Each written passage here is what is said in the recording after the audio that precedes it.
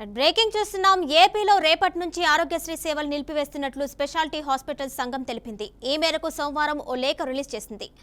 Aarogyasri trust CEO Lakshmi షాకు రాసిన ఈ లేఖలో పెండింగ్ బిల్లు చెల్లించకపోవడాన్ని ప్రస్తావించింది.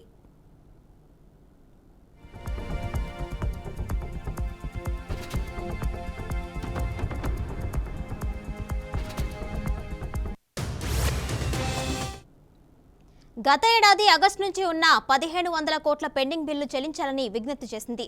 సుదీర్ఘ కాలంగా బిల్లు పెండింగ్లో ఉండడంతో తప్పనిసరి పరిస్థితుల్లో తాము ఈ నిర్ణయం తీసుకోవాల్సి వస్తుందని స్పెషాలిటీ హాస్పిటల్ సంఘం తెలిపింది.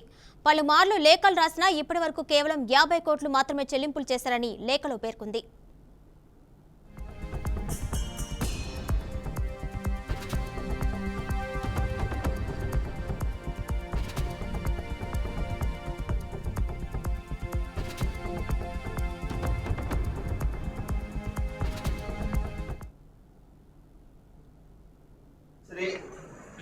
అన్నది సామాన్యుడికి సంబంధించింది.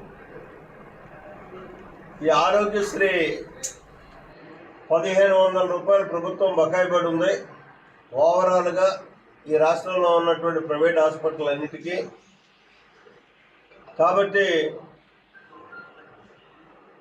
మేము రేపటి నుంచి ఆరోగ్యశ్రీ యాక్సెప్ట్ చేయం, నిలుపుదల చేస్తున్నాం అని చెప్పి